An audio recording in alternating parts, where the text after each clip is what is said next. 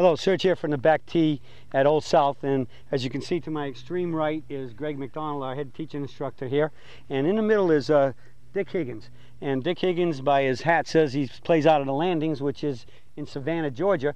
And where Greg and I got to know Dick and his wife Crystal, Dick showed up and played in our very first Swing Surgeon Golf Championship last December over here, and he played. And since then he liked to swing so much, he comes over and sees Greg. You got what, 40 minutes to drive over here?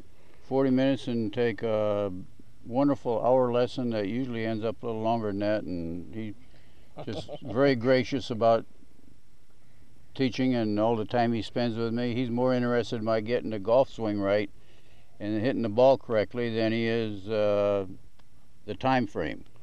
Well, that's sign that most teachers will do that. If they don't have somebody backed up, they'll wait until the really good teachers and with their really good students do that. But today Dick's standing here with a new driver he just had made, and he listens to the website. He's on the blogs every day, and he hears he hears me talking about clubs are too long, their heads are too big. So he's got what I would still consider a big head, but it's only 400 cc's, which I think is probably going to end up being maybe at the maximum end of what the optimal will be. And he has a really good club fitter right there at the Landings. And again, this is the preeminent club fitter, right? And in the sense that what does he do when he fits you with a golf club? He checked your swing, and he'll put you on the launch monitor, and he'll try different shafts, and he'll spine all the shafts and put everything in right. And after the club's made, there's no strings attached. If you don't like what he did, you can bring the whole thing back, or he'll keep working with you. I had one hybrid that he made for me that I had 5 different shafts in before I got the one I liked, and he just does that, and there's no charge for that or anything else. He just is a good guy. You don't pay until it's right, until you're happy before he's happy, and then that's what you pay. Correct. And that's what I always say about a true fitting. If you go to a fitting and the fitter says okay, and he writes it all down, he says I'm going to mail this off, the clubs are $600 or whatever it is, write me the check, I'm going to send it off, and they'll send the clubs back. Remember what I said, if the fitter who fits you doesn't build them, you got shafted. And your guy is following the Surge rules. Right. I mean, he doesn't take any money until it's right, and right means you're happy, he's happy, and that's when you're really willing to pay. And that's the way it should be. They're built right on the site. He builds them, he can fix them, he can change them, alter them, whatever. And he gets it right, and he's not happy till you're happy. So this is a new one. I guess today's going to be a test, huh? I haven't even swung it yet. Now, we were talking before we came out inside, and you said you had a couple, you've cut them all down, and a couple quite aren't right. And you're concerned that when you cut an inch or two off the butt, that it really stiffens the shaft up. In a way, yes, but not truly.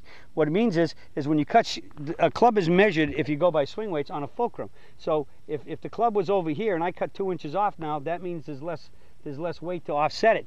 And so in most cases, if you do cut a shaft down, you need to do what? You need to add some weight to it. Add lead weight. And you've already fooled with this, and I didn't have to do it. You already put some weight back here, some lead tape, and I told you that I got pretty good feel, and I could check it out, and so you brought this out here to test, and you're going to hit it too. And I hit it. I mean, first swing, just nutted it like wow, and the second swing, nutted it, wow. I hit like 5 of them in a row, dead straight. Then the ultimate test is I have to work the ball, and I hit one high when I wanted it. I hit one low. I hit a soft draw when I wanted it, and I hit a good fade when I wanted it. And they're all great too. And every one was perfect. I hit a dead solid perfect. So I hate to give you the bad news, Dick, but that club's too good for you. I think you're going to have to give it to me. Everything's for sale, right, Mr. Higgins? Everything right price. Here. Right price. My man Greg's working on you over here. That's right. But I guess the only way I'll let you keep it is you got to show me that you deserve it. Hit some good shots here with the Surge swing, okay? I'll give it an effort. All right. All right, let's get out of your way, and I've seen you already stretched and everything else. So just ask me before you hit that. How long have you been playing golf? I started in the mid 40s, and my dad was mid 40s, 1940s or your 40s? 1940s. Oh, okay. And, so that means you're more than 40. I'm more than 40. I'm 73. Excuse me. My dad was cutting off hickory shafted golf clubs and wrapping electrical tape around them for the grips, and we lived on a golf course, and that's when I started golfing. I got into it, and by the time I was a teenager, I fluctuated between a 4 and a 6 handicap, and just really enjoyed it. But then I quit playing for 35 years, and Why'd you quit playing? I had to make a living. You mean you making a living? You let that get in the way of playing golf? Well, I had to, because I had a family too. Oh, okay. They didn't put any pressure on you, did they? Just a little, just a little. Like it's like a lot of people I say, even like on these tour players, they're really playing golf because they want to eat. Right, right. And then so for 35 years I didn't play at all, and then I went back to golfing, and my brain knows exactly what to do, but my body had aged a little bit, and my muscles weren't quite as flexible and everything else. So with a rotational swing, I'd play more than 18 holes a day, and I would just really, really get sore. And then back in '09, I ran across your blog with the 10 free lessons, and I looked at those, and then I bought all your lessons and the manual. My kind of guy.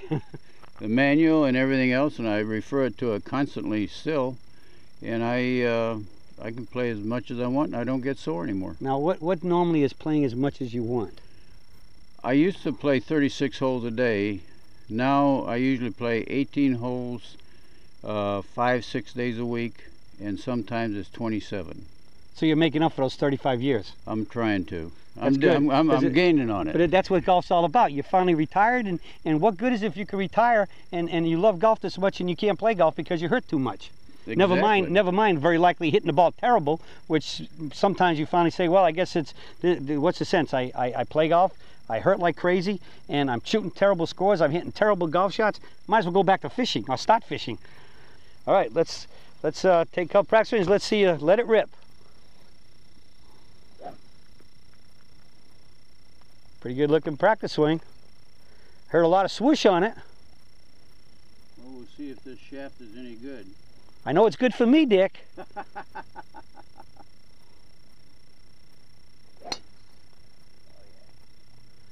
That wasn't too bad, but it's quite shorter than I hit it, Dick. Right down the middle. That was straight too. Yeah. A little draw. It finished about an inch to the left.